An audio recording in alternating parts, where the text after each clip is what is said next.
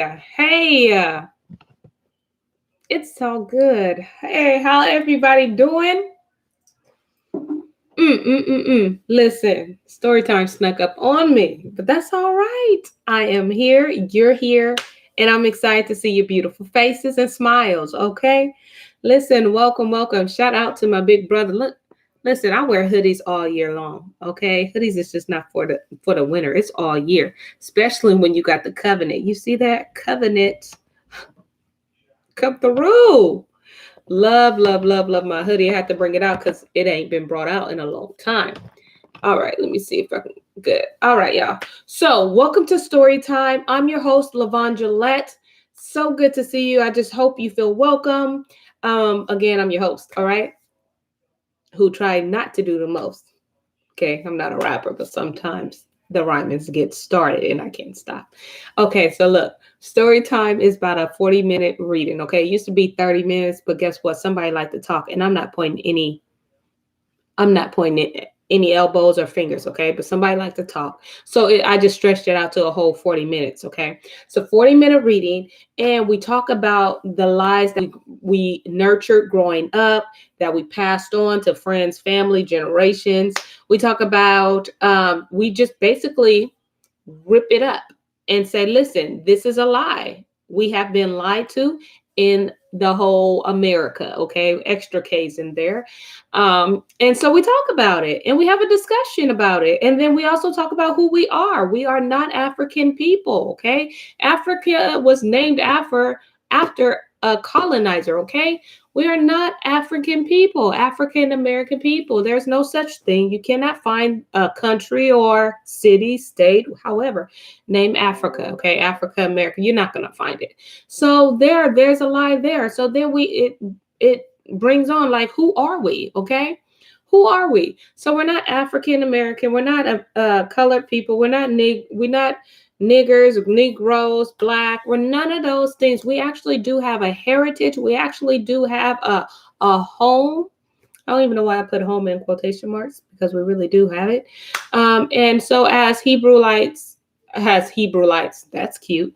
As Hebrew Israelites, we touch on that too. We also talk about our true Messiah and who he is. And then again, just going back to the lies that we nurtured, okay, and the lies that this system has given us. All right, so I think I kind of covered that up in a whole. This is a nut, this is the shell, okay, in the whole nutshell. All right, so that's what story time is about. But before we go to get into that book, we're going to go on to Psalms 31. Again, Monday, Tuesday, Wednesday, we read Psalms 31. I mean, that's a whole lie on accident, but we read Psalms 34. I try not to lie on purpose. So if it's a lie, it's coming from an accident, I'm telling you. Try to be intentional about what I say and do. All right, and so I'm just not Facebooking. I'm actually using my Sefer app. It's the same as like the as King James, but it has more of our restored names. So I wouldn't see Jesus. I would see Yahushai or Yahuwah as the Father, or I wouldn't see let's see. I wouldn't see, let me see, Joshua. I wouldn't see Yahusha. So it just shows the Hebraic names. I guess that's the way I can explain it. And sometimes it's hard to find Tehillim, okay? And that's the book of Psalms. Look, can y'all see those names? I don't think you can see it, but that's how I'm reading it. All right, Shalom, family. Shalom. All right, so Psalms 34. Listen. We got to get in here, double dutch in here, because this is a good one, y'all. This is good. All right, so Psalms 34, it says, me personally, will make a choice. This is my choice. I will bless Yahuwah at all times. His praises shall continually be in my mouth. My what? My mouth. My soul shall make her boast in Yahuwah. The humble shall hear thereof and be glad. Oh, magnify Yahuwah with me, and let us exalt his name together. Okay? I sought Yahuwah, and he heard me and delivered me from all my fears. They looked unto him and were lightened, and their faces were not ashamed. This poor man, poor in spirit, let me tell you. broken at one point, okay? This poor man cried, and Yahuwah heard him and saved him out of his troubles. The angels of Yahuwah encamps round about them that fear him and delivers them. Oh, taste and see, okay? Flavor, baby, flavor. Oh, taste and see that Yahuwah is good. Blessed is the man that trusts in him. Oh, fear Yahuwah, ye his Kodeshim. Listen, I attempted it. Holy ones, okay? For there is no want to them that fear him. The young lions do lack and suffer hunger, but they that seek Yahuwah shall not want any good thing. Come through. Come, ye children, hearken unto me. I will teach you the fear of Yahuwah. What man is he that desires life and loves many days, that he may see good? Keep your tongue from evil and your lips from speaking guile. Depart from evil and do good. Seek peace and pursue it. That's good. The eyes of Yahuwah are upon the righteous, and his eyes are open, and his ears are open unto their cry. The face of Yahuwah is against them that do evil, to cut off the remembrance of them from the earth. The righteous cry. I don't care if it's an ugly cry, a cute cry. Listen, if you righteous, this is for you. The righteous cry, and Yahuwah hears and delivers them out of their troubles. Yahuwah is nigh unto them are a broken heart, and saves such as be of a contract ruach spirit. Many are affliction of the righteous, but Yahuwah delivers them out of them all. Okay? He guards all of his bones, not one of them broken. That's an interesting statement. Okay. Let me see. Evil shall slay the wicked, and they that hate the righteous shall be desolate. Last scripture says, last verse, Yahuwah redeems. Come on, redeem. Yeah, because that's who he is, a redeemer. Yahuwah redeems the souls of his servant, and none of them that trust in him shall be desolate. Hallelujah. Hallelujah. Oh, I told you, listen. Oh, taste and see. Look, I ain't gonna put my fingers in my mouth, but I'm just saying, oh, taste and see that Yahuwah. Oh, he is good, okay? Good and flavorful. Good, just satisfy the whole body, okay? Good, just good stuff. Good stuff. That ain't broth right there. That was a whole lot of meat. Okay. Even if it was broth, listen, it was seasoned. All right. So if you came with me, I left you with a beautiful scenery. I left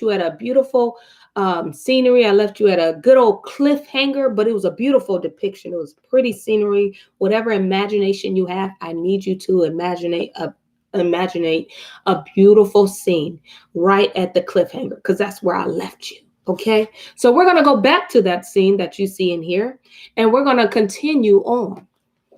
All right. So we left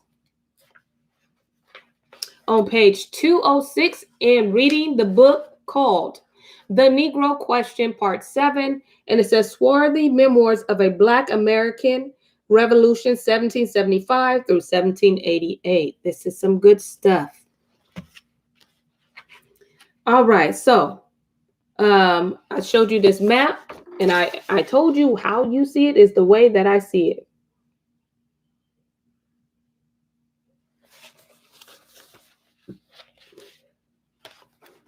All right. Let's see. William John Penn. This is William. He's talking to a little young boy. I just want to make sure. Yeah, that was a whole lie. We're actually on 224. I'm sorry.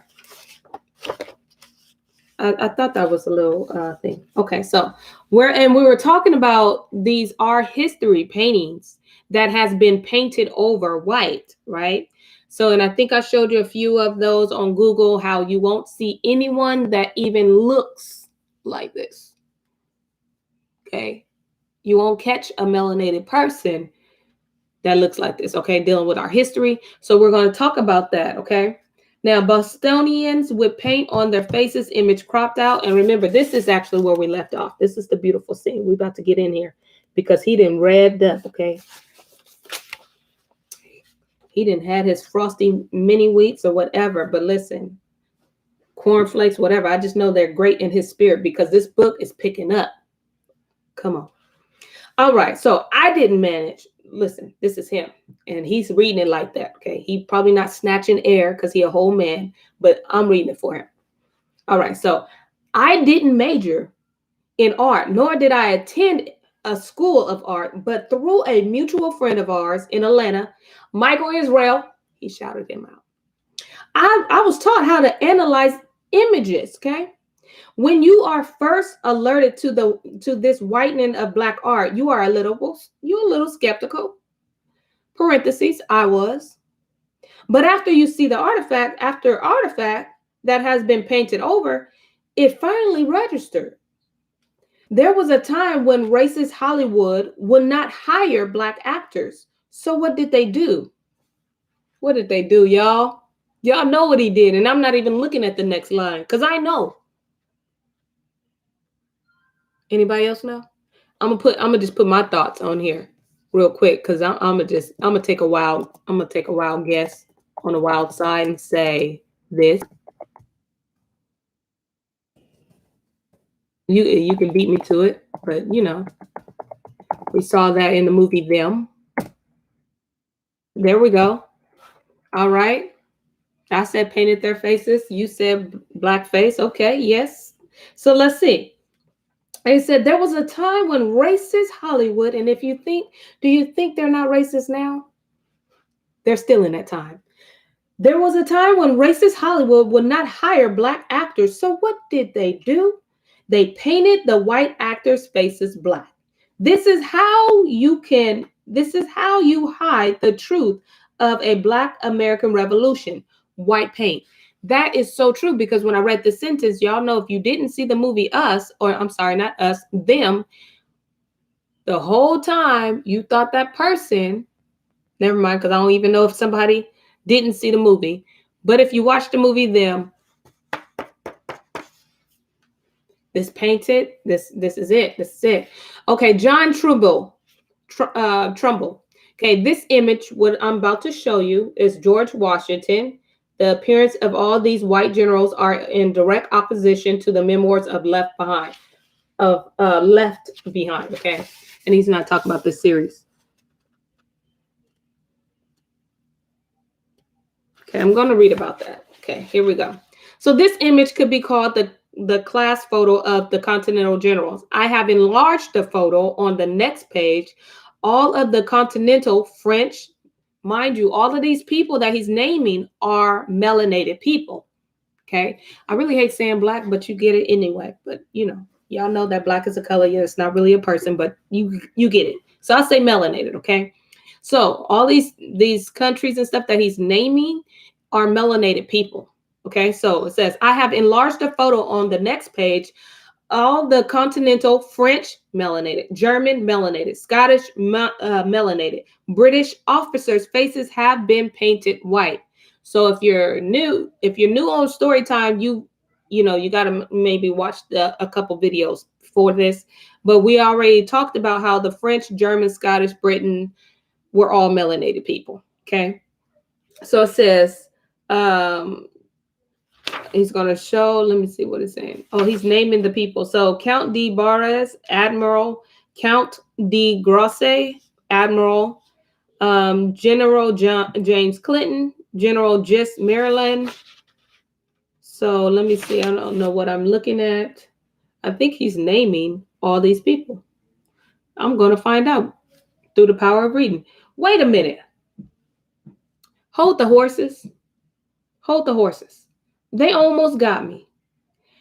Am I supposed to believe that the colonial officers were white because somebody painted them white? No. The memoirs in this book present a different picture of the American Revolution. The memoirs on page 107 states that General Muhlenberg was swarthy/black. The memoirs on page 183 through 185 states that Colonial John Lawrence, father of Henry Lawrence, was melanated, okay, black. The memoirs on page 117 and through 124 states that the General George Washington was swarthy with blue eyes. And listen, you can find us with blue eyes, and you can also find us with blonde hair. We're there, okay? The memoirs on page 106 states that the General Anthony Wayne was swarthy slash black. The memoirs of the men who knew these Continental generals are in direct opposition to these white portrayals. So he's talking about these people here are originally black. But when you read about looking at the American Revolution, you see nothing but white faces. And then again, reading those places, Scottish, German, and all those, the original people were swarthy or dark or melanated. So how did they become not non-melanated, like non-black, I guess, for sake of words? I don't know. How? Did something just come and suck all the melanin out of the people? No, I think it had more to do with just something simple as a paintbrush. All right, so let's get back into it. Come on, covenant people. Do you remember our conversation about the history being an ongoing science? I remember that because I read it. This is what I was talking about. The writing of colonial history is still in progress. On the next page, I have prepared a spreadsheet that gives the nationality of the Continental officers. They are German, French, Scottish, Irish, Dutch, and Swede. ... The nations that Benjamin Franklin said were swarthy slash black. So Continental officers, black by research. Okay, I'm going to read these names, and they're going to prove to us that they were melanated people. All right, so Baron von Steuben, black Prussian general. General Marquis, it's the Marquis for me. Lafayette, black Frenchman. Colonel, I don't know why I do that every time. Thumble is black Scottish Irish. Major General Henry Knox, black Scott Irish. Colonel, or I'm saying that very wrong. Timothy Pickering, black Brit slash Welsh. Alexander Hamilton, black Scott slash Irish. Colonial, I'm saying it wrong every time. It bothers me because I know I'm pronouncing this wrong. John Loren, black Frenchman. General Clinton, black Scot. General Walter Stewart, black Scot slash Irish. Colonel Nicholas Fish, black German. When I left my second office last night, McDonald's, we're gonna pray for his offices. May it not be in a Starbucks or a McDonald's. I started thinking about this second list of Continental officers, and it occurred to me that 5 of them had something in common. ... They were Scot slash Irish. The fact that there are so many Scot slash Irish officers is consistent with the contents of this book. Since the Black Scots were the original founders of the 13 colonies, they should have been the majority when it came to defending the land. There are 6 things that white Europeans are using to deceive the world today: the school system, Hollywood, History Channel, museums, church, and the paintbrush. This concludes my argument concerning the whitening of the 13 colonies. It is time to move on to the Hebrew Israelites that were enslaved in the southern states.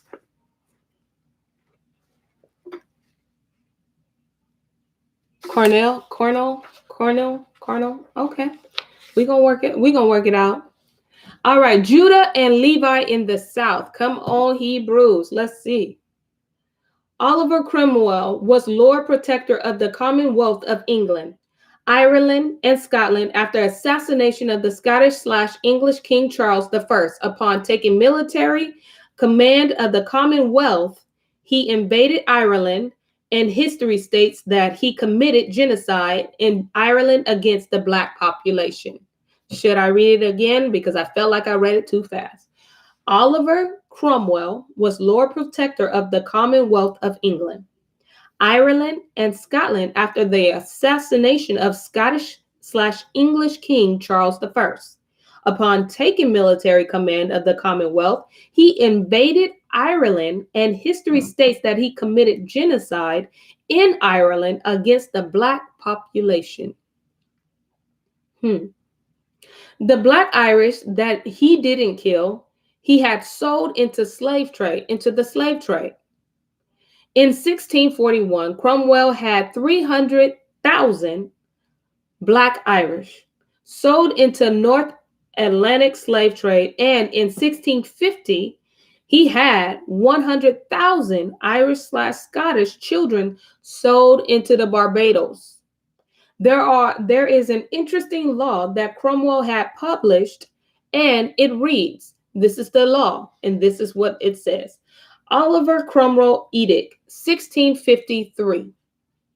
Those who fail to transplant themselves to Connaught or Clare within 6 months shall be guilty of high treason. You will then be sent into America or some other part beyond the sea.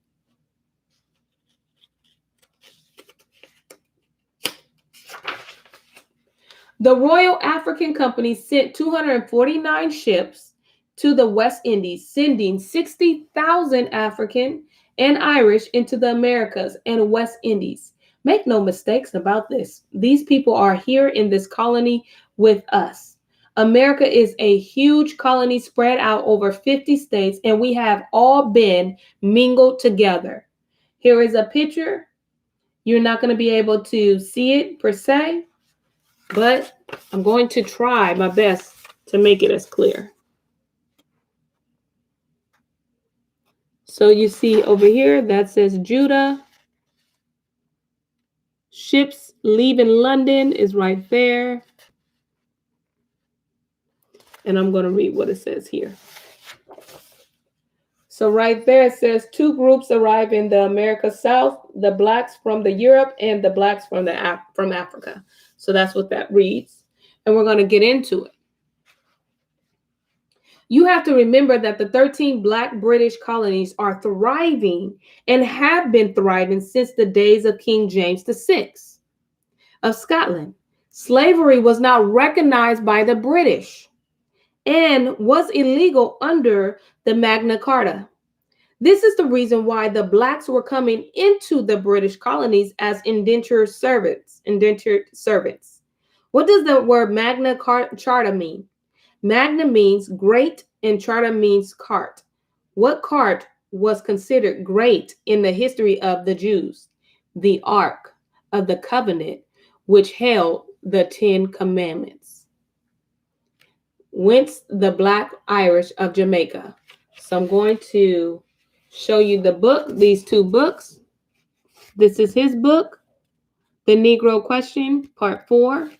And then this is Whence the Black Irish of Jamaica, when it talks about how they sent 100,000 children to Barbados. But then if you factor in the parents, said it was like a whopping 300,000 people that they sent. Okay. This book, written by the Jesuit priest Joseph J. Williams, is further proof that these people on the prisoner ships leaving London were Black people. So the things that I just said, hey, this ship up here had Black people in it, okay, melanated people. All of this information with the proof can be found written in the Negro Question Part 4, The Missing Link, which was a very good book, okay, very good book. Before I go any further, I want to elicit the help of Professor Boyd Dawkins concerning the original inhabitants of Europe. So this is Professor Boyd Dawkins, Professor of Genealogy, Manchester University, London, 1879. Our Remote History Ancestry, page 95 in that book, okay, or what he has written. So I'm reading the pages 95 through 106. He says, and I quote, The original people of Britain, France, Spain, England were short black men of about 5 feet 6 inches. Come on, Abe, in height. They were in England when our fathers, white English, invaded the land in 449 AD. Our fathers, mind you, this is Professor Boyd Dawkins, who is white, okay? He's speaking and he's saying this. So the original people of Britain, France, Spain, and England were short black men of about 5 feet 6 inches in height. They were in England when our fathers, white English, invaded the land in 449 AD. Our fathers were a warlike people who by 607 AD had pushed the Basque, Black Britons, that's what they're called, west into Wales, Cumberland, Westmoreland, the Highlands of Scotland, and Devon. These Black people boasted that they were the citizens of the Roman Empire, and guess what? They were. The Welsh or ancient Britons were in possession before the Romans ever came here. These Black Basque Britain had brought the knowledge of iron and bronze to them, or with them, sorry. These people were herdsmen. They possessed the short-horned ox, the horned sheep, the goat, pig, and horse. Evidence of their civilization can be seen all over the continent of Europe as well as throughout the British Islands, extending as far as the Germany and Switzerland, and even to France and Spain. End quote. These Black people originated from Iberian Peninsula and are a fragment of the old Spanish population. Wow. They were in France, Spain, Ireland, Britain, and Scotland. The people of Britain and Ireland were the same people, if you have seen a Black Irishman, Dub equals Black, Dublin, okay? You have seen a Black Briton. If you want to read the research concerning this great matter, you will have to purchase the Negro question parts 2, 4, and 6, okay? Or 6. It is the missing link to the so-called Negro story. I shall add one more witness, and that being the Honorable Benjamin Franklin.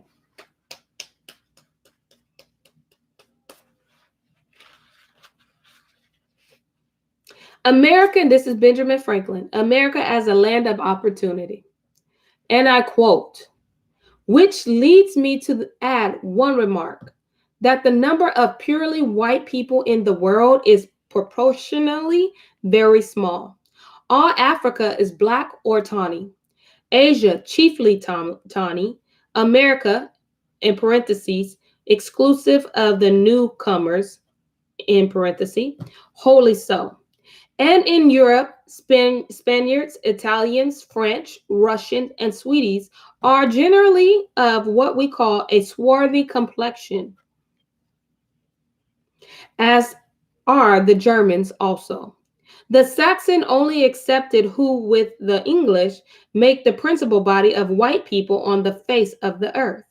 I could wish their numbers were increased, and while we are, as I may call it, scoring or planted, by clearing America of woods, and so making this side of our globe, or flat earth, reflect a brighter light to the eyes of the inhabitants in Mars or Venus. Why should we, in the sight of superior beings, darken its people? Why increase the sons of Africa by planting them in America, where we have so fair an opportunity, by excluding all Blacks and tawnies, of increasing the lovely white and red. But perhaps I am partial to the complexion of my country, for such kind of partiality is natural to the mankind. End quote. With that all being said, we know that there were 3 different groups of Blacks.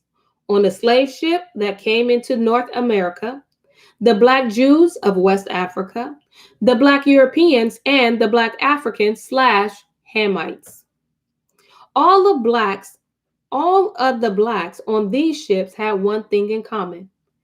They were all black, and hence they looked alike. Since they all looked alike, the great lie was forged that they were all Africans. This is how you make people disappear, by merging them with other people who look like them. Do you remember our conversation concerning the French and the Germans? How the French was mistaken for the German?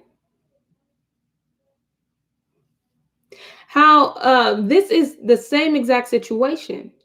This is the truth that has been hidden from the world concerning the blacks that were held captive in the South.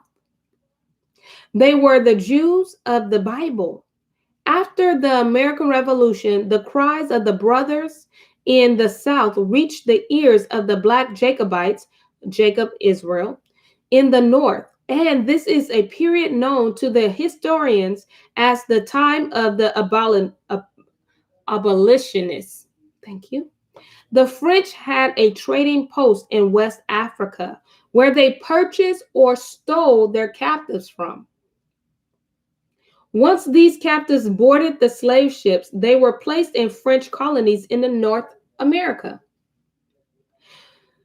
The Spanish did the same thing. They took their captives from their holdings in West Africa and placed them in their holdings in North America. See the spreadsheet on the next few pages. And you can find more of this information in the book Negro Question Part 2.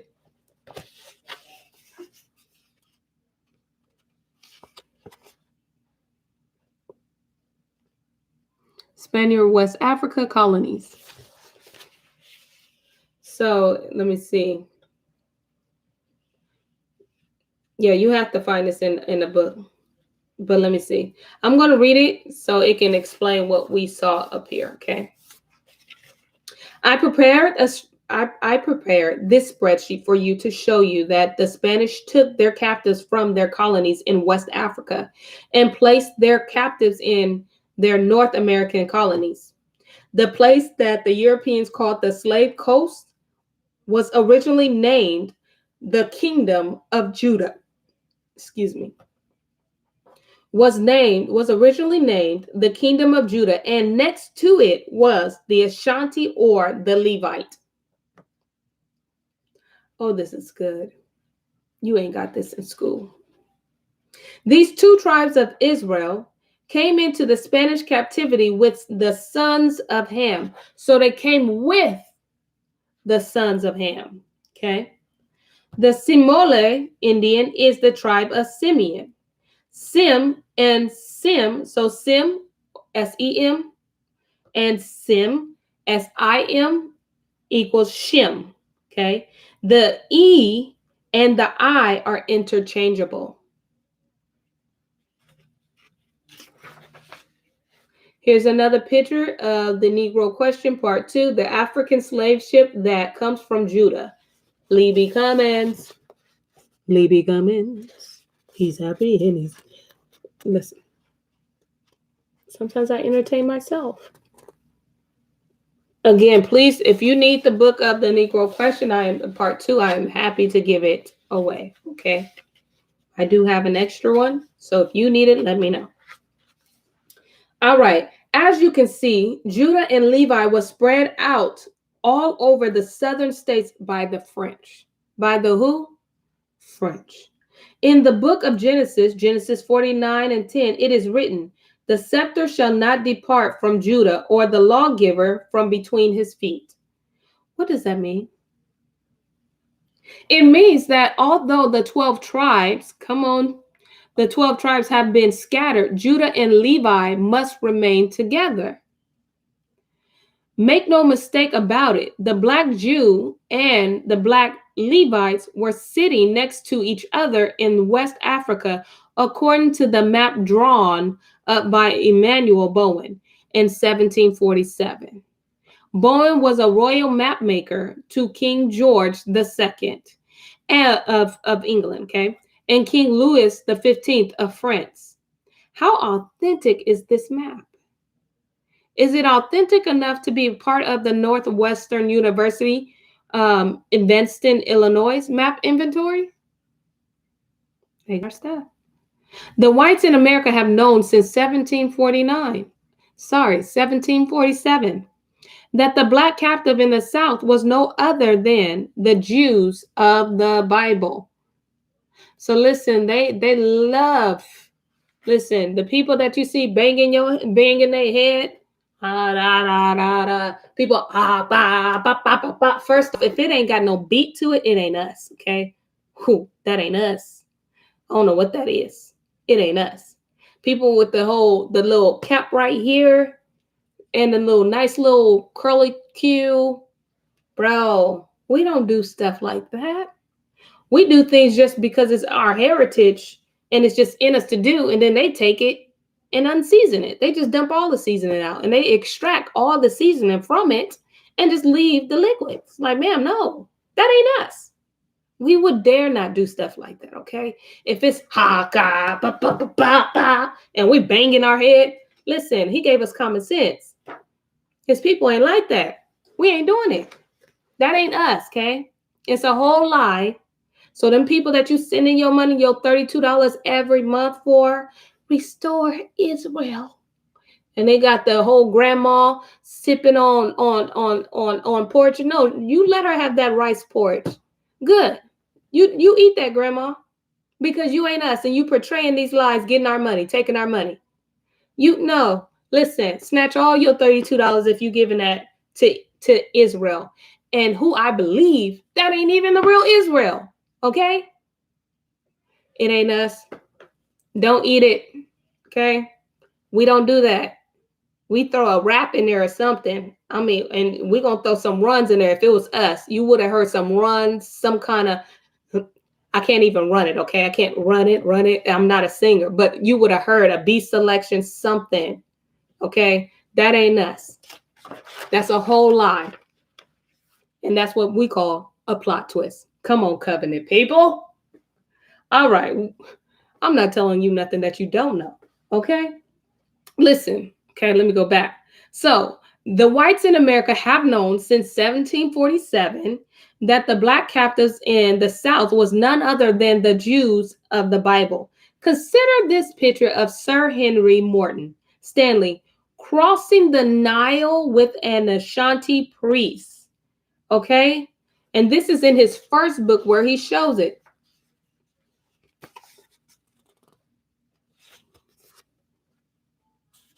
That is a priest from the Ashanti tribe. They know who they took, y'all. They know who they took. Yeah, 33, you know. The Masons wasn't. They was like, you ain't using my 33. You better ask for 32. But listen, okay, look. All right, so I took this image from my book, The Negro Question. Who am I? See the next page. That book was cracking, okay? That book was hitting. London Times, 1894, with the Ashanti priests / Levites. Here he is. And as you can see, this brother is not white.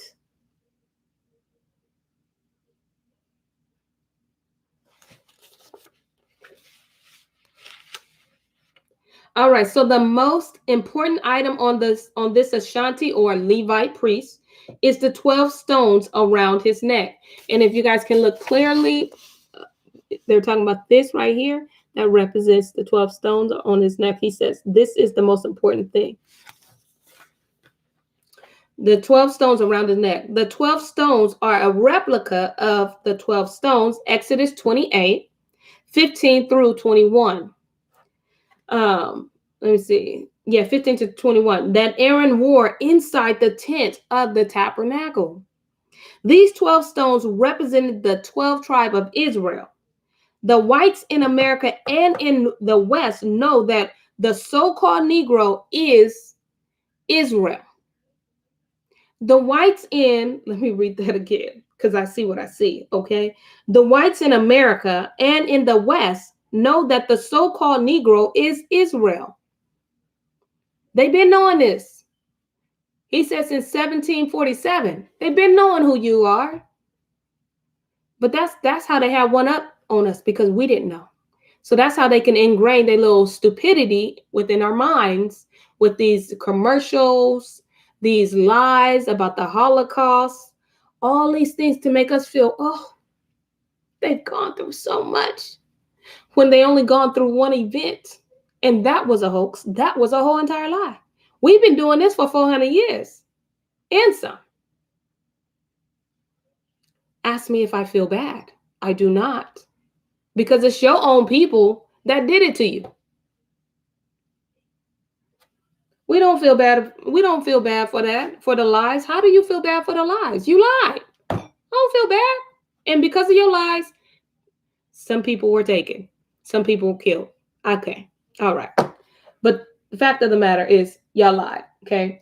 The Black Europeans that fought to restore the Black Stuart kings to the throne of Britain, Scotland, and Ireland were called the Jacobites, also known as Hebrews. The word Jacobite is another name of Israel. See Isaiah 44 and 5. The English labeled this attempt coup, the 15th and the 45, referencing the years of the rebellion, 1715 and 1745. There is no publication written by Louisiana State University. Title, there is a publication written by Louisiana State University. Title, Creole New Orleans, Race and Americanization, edited by R. Hirsch and Joseph Logston, Louisiana State University Press, Baton Rouge, and London. Okay,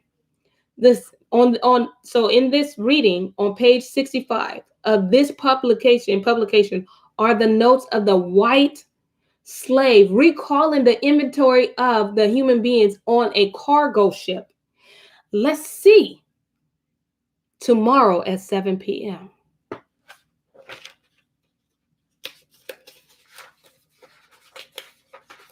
That's right, you all. Story time is over.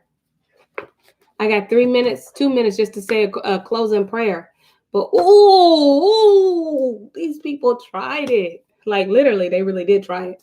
They tried it though. They tried it. But you know what? I thank Yah for him just having us under grace. Like literally, we have been under grace.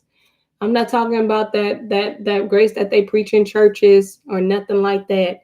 I'm talking about divine grace, that we are counted worthy to come into this kind of information. And the blessing is that he now can hear us call his real name. He always understood our cry, but the blessing is now we teach our children who he really is. Who he really is. Oh my goodness. Yes, it is a blessing. I mean, man, it's a blessing. And I'm grateful. I'm grateful to the Most High for even showing people like Lee B. Cummins. I got to call his whole name out. Lee B. Cummins, this kind of information, and directing him and using him as just, listen, what did I tell you? I say this all the time. He uses his people. He used people. Listen, he ain't coming down from wherever he is to do it himself. Why? He got children. It's just like when I tell my kids, hey, can you go get me something to drink? Please. It's a little water on the rocks. I mean, I don't speak like that, but still, you get the point. He ain't coming down. You can go get it. I'll send my child. My child will show this information. I'll tell you where to get it. I'm going to direct you, and I'm going to show you where to look so other people who are like-minded can get it as well. Such a blessing. That's why it's so important that we remain aligned in his ruach, that we abide in him, because he said, if you make the choice to abide in me, then guess what? I'm going to freely just listen. It ain't nothing to me. I'm going to come to you because you made the choice. I'm not forcing you. I'm not pulling your leg, so to speak. It's your choice to abide in me. And I'm going to honor my word, because I said, if you abide in me, then I'm going to abide in you. And look, we're going to be like this. Ain't no, we're going to stay like this. And it is the common goal to stay like this. Be in line with the Ruach, abide in him, live in him, breathe in him. Everything that you do should be the foundation of him. should be the foundation of the Torah. We should be like, man, I really want to do this, but is this Torah? Y'all remember them whack bracelets that said WWJD, but somebody made a whole killing of money off of them. Okay, WW, and every time when you thought you was gonna do that, you had that cute little. It wasn't cute, but you had that little rubber band that smelled like rubber band, and it had just WWJD. And it was supposed to make you think, what would Jesus do? Y'all remember it? Okay, look. So we don't need that. We don't need the bands, but here's my point. Everything that we should do, mind you, we no longer have to wear fringes, right? We don't have to do that because the Ruach has written it inside of here. So we don't have to do that. However, everything that we do when we're facing difficulties, it should be you know what? Is this like, am I going to reflect the image of my father? A lot of times people say I look like my mama, but listen, I could look like my father too. So everything that you do, is this gonna make me look like my father, or are people gonna see me? Everything that you do. And we make it so complicated. It's not. It's really not. It's really, listen, thou shalt not kill. Don't murder people. Okay, cool. It's really simple, okay? Thou shalt not covet other people's wives, husband. Listen, that's for him. That's for her. You don't even know what they deal with. Okay, you don't even know what it took that man, what he went through to get that woman. You don't know what that woman went through that made the Most High say, you know what? You need your helpmate. You need your helpmate now. Come. And they meet because the Most High said she needs her helpmate, or he needs her helpmate now. And he brought them together because he saw what they needed. Listen, if we have the Torah as just the foundation, look, if you got floor and you can do this, that's a foundation under there. If you can stump your feet, that's a foundation. That's the very thing that the Torah is for us. There's no way we should act like we don't have a foundation. There's no sand here. It's solid. Where I'm standing is solid. And when we have information, it's our job to make sure that the information that we are getting and giving is solid and that it is reflecting the Father and not Levon. Okay? You shouldn't see Levon. You should say, man, that girl, she looked like her father. Yahuwah's all over that girl. And if it's not, and if I'm not reflecting it, then kindly, please, inbox me, okay? Inbox my husband. If you're a guy, just be like, hey, sir, can I talk to you about your wife? Go ahead. He fine with it, okay? Inbox me. But most likely, everything that we should do shall reflect the Father in everything we do. I can't stress that enough.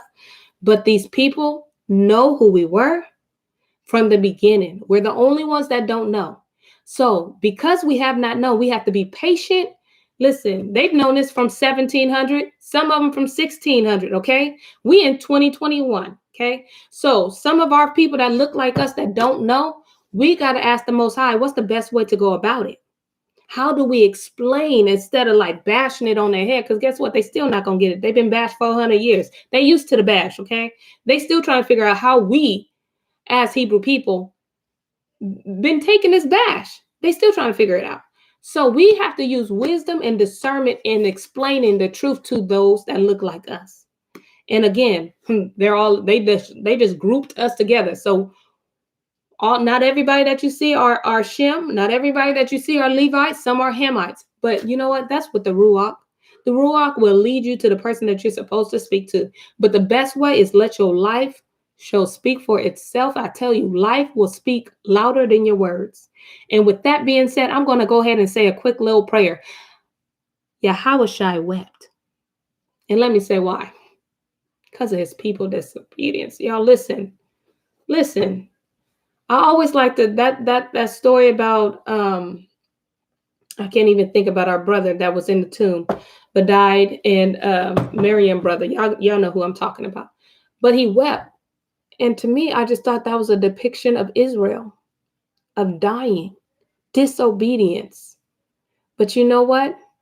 He didn't mourn. He knew Just like he called him, he said, come out. He said, come out of there. Well, he's now calling us to come out of the dead tomb, take off them mummified mindset, bondage that's been in our minds, those chains, all of that stuff, unwrapping ourselves off of Christianity. And some of us are mummified, and that's okay. As long as you still wrapping it off, taking it off, I don't care if it takes you 2-3 years. As long as you got the end goal of unwrapping yourself and you coming out of that dead tomb, that's fine. That is fine. But he ain't gonna, listen, he's hearing our cries. Just like he has called your name forth, we are no longer dead men bones. In Psalms 34, I have read to you that he keeps all them bones and not one of them are broken. I've read that to you in Psalms 34. Listen, he is rising. Them bones are gathering together and they are rising up strong. Listen, all the pieces is coming. Look, it says all the knee bone is connected too. Okay. The foot bone is connected too. All of these pieces are coming together, you all. And we must help that. Our job is to live Torah out loud. That's it.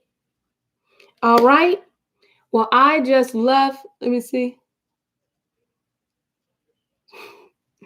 I just love y'all. And I just want us all to just do our parts, y'all. We can't rely on anybody else. You do your part, and the Most High will make sure that we're doing it together. All right. With that being said, Shalom.